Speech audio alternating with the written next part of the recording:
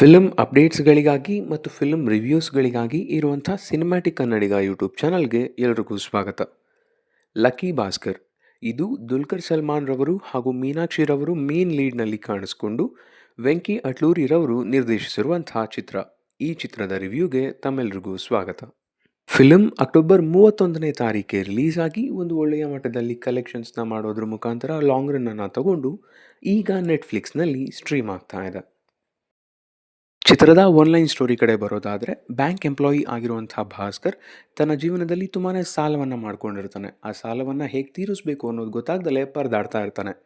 ಆದ್ದರಿಂದ ತನಗಾಗಿ ಮತ್ತು ತನ್ನ ಫ್ಯಾಮಿಲಿಗಾಗಿ ಒಂದಿಷ್ಟು ಡಿಸಿಷನ್ಸ್ಗಳನ್ನ ತಗೊಳ್ತಾನೆ. ಆ ಡಿಸಿಷನ್ಗಳು ಯಾವ್ಯಾವು, ಇವನು ಯಾವ್ಯಾವ ರೀತಿಯ ಸ್ಕ್ಯಾಮ್ನಲ್ಲಿ ತನ್ನನ್ನು ತಾನು ಒಗ್ಗೂಡಿಸ್ಕೊಳ್ತಾನೆ ಮತ್ತು ಕೊನೆಯಲ್ಲಿ ಇವನ ತಪ್ಪಿನ ಬಗ್ಗೆ ಅರಿವಾಗುತ್ತಾ ಇಲ್ವಾ ಅನ್ನೋದೆಲ್ಲ ಗೊತ್ತಾಗೋಕ್ಕೆ ನೀವು ಈ ಚಿತ್ರವನ್ನು ನೋಡಬೇಕು ಅಂತ ಹೇಳ್ತೀನಿ. ಚಿತ್ರದ ಪಾಸಿಟಿವ್ಸ್ ಕಡೆ ಬರೋದಾದರೆ ಅದು ಡೆಫಿನೆಟ್ಲಿ ರೈಟಿಂಗ್ ಡಿಪಾರ್ಟ್ಮೆಂಟ್ ಅಂತಾನೆ ಹೇಳ್ತೀನಿ. ಫಿಲಮ್ ಸ್ಟಾರ್ಟ್ ಆದ ಸ್ವಲ್ಪ ಹೊತ್ತಲ್ಲೇ ಎಲ್ಲ ಕ್ಯಾರೆಕ್ಟರ್ಗಳನ್ನು ಕೂಡ ಇಂಟ್ರೊಡ್ಯೂಸ್ ಮಾಡಿಸಿ ಕತೆ ಒಳಗಡೆ ಇಳಿತಾರೆ. And then there's no going back. ಒಂದಾದ ಮೇಲೆ ಒಂದು ಸೀನ್ಸ್ ಬರ್ತಾ ಹೋಗುತ್ತೆ, ಒಂದಾದ ಮೇಲೆ ಒಂದು ಕಾನ್ಫ್ಲಿಕ್ಟ್ಸ್ಗಳು ಬರ್ತಾ ಹೋಗುತ್ತೆ. ಆ್ಯಂಡ್ ಆ ಎಲ್ಲ ಕಾನ್ಫ್ಲಿಕ್ಟ್ಸ್ಗಳಿಗೆ ಒಂದು ಉತ್ತಮವಾಗಿರುವಂತಹ ಉತ್ತರಗಳನ್ನು ಕೊಡ್ತಾ ಹೋಗ್ತಾ ಇಡೀ ಫಿಲಮನ್ನು ಎಂಗೇಜಿಂಗ್ ಆಗಿ ಇಟ್ಟಿದ್ದಾರೆ ಅಂತಾನೆ ಹೇಳ್ತೀನಿ. ಚಿತ್ರದಲ್ಲಿ ಇಷ್ಟ ಆದ ಇನ್ನೊಂದು ಆಸ್ಪೆಕ್ಟ್ ಅಂತ ಹೇಳಿದ್ರೆ ಅದು ಎಡಿಟಿಂಗ್ ಮತ್ತು ಸ್ಕ್ರೀನ್ ಪ್ಲೇ ಪ್ಯಾಟರ್ನ್ ಅಂತಾನೆ ಹೇಳ್ತೀನಿ. ಇದನ್ನು ಎಕ್ಸ್ಪ್ಲೇನ್ ಮಾಡೋದಕ್ಕೆ ಒಂದು ಎಕ್ಸಾಂಪಲ್ ತಗೊಳ್ಳೋದಾದರೆ, ಹೀರೋ ಒಂದು ಪರ್ಟಿಕ್ಯುಲರ್ ಪ್ರಾಬ್ಲಮ್ನಲ್ಲಿ ಸಿಕ್ಕಾಕೊಂಡಿರ್ತಾನೆ. ಆ ಪ್ರಾಬ್ಲಮ್ನಿಂದ ಸೇಫ್ ಆಗಿರೋದನ್ನು ಮೊದಲು ತೋರಿಸಿ ಅವನು ಹೇಗೆ ಸೇಫ್ ಆದ ಅನ್ನೋದನ್ನು ಅದಾದ ಮೇಲೆ ತೋರಿಸ್ತಾರೆ. ಇದೇ ರೀತಿಯ ಸೇಮ್ ಪ್ಯಾಟರ್ನನ್ನು ಇಡೀ ಫಿಲಮ್ನಲ್ಲಿ ಯೂಸ್ ಮಾಡ್ಕೊಂಡಿದ್ದಾರೆ. ಆ್ಯಂಡ್ ಪ್ರತಿ ಸಲವೂ ಈ ರೀತಿಯ ಪ್ಯಾಟರ್ನನ್ನು ಯೂಸ್ ಮಾಡ್ಕೊಂಡಿರೋದ್ರಿಂದ ಅಷ್ಟೇ ಅಮೌಂಟ್ ಆದಂಥ ಫೀಲನ್ನು ಪ್ರತಿ ಸೀನ್ನಲ್ಲೂ ನಾವು ಗಮನಿಸ್ತಾ ಹೋಗ್ಬೋದು.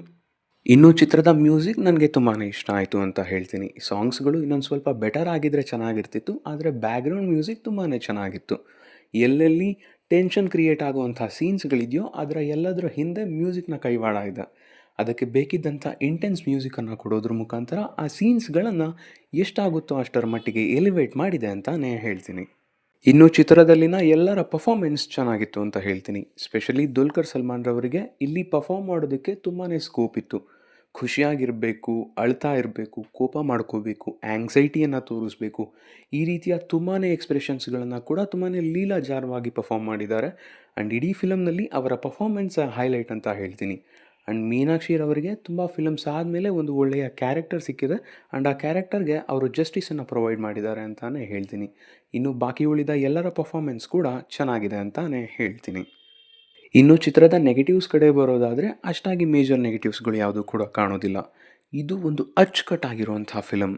ಆದರೆ ಸೆಕೆಂಡ್ ಹಾಫ್ನಲ್ಲಿ ಸ್ಟಾಕ್ ಮಾರ್ಕೆಟ್ ಎಪಿಸೋಡ್ಸ್ ಬಂದಂಥ ಸೀನ್ಸ್ಗಳೇ ಕೆಲವೊಂದು ಬಾರಿ ರಿಪಿಟೇಟಿವ್ ಆಗಿ ಬಂತು ಅಂತ ಅನಿಸುತ್ತೆ. ಅದರಲ್ಲಿ ಸ್ವಲ್ಪ ಮಟ್ಟಿಗೆ ಟ್ರಿಮ್ ಮಾಡಿ ಇನ್ನೊಂದು ಸ್ವಲ್ಪ ಕ್ರಿಸ್ಪಾಗಿ ಪ್ರೆಸೆಂಟ್ ಮಾಡ್ಬೋದಿತ್ತು ಅನ್ನೋದು ನನ್ನ ಪರ್ಸ್ನಲ್ ಒಪಿನಿಯನ್. ಸೊ ಫೈನಲಿ ಹೇಳೋದಾದರೆ ಇದು ಒಂದು well written and executed film ಅಂತಾನೆ ಹೇಳ್ತೀನಿ. ಯಾವುದೇ ರೀತಿಯಲ್ಲೂ ಕಥೆಯನ್ನು ಬಿಟ್ಟು ಬೇರೆ ಕಡೆ ಡೈವರ್ಟ್ ಆಗದಲೇ ಆನ್ ಪಾಯಿಂಟ್ ಇರುವಂಥ ಚಿತ್ರ. ಆ್ಯಂಡ್ ಈ ಚಿತ್ರಕ್ಕೆ ನಾನು 4.5 ರೇಟಿಂಗ್ಸನ್ನು ಕೊಡ್ತೀನಿ.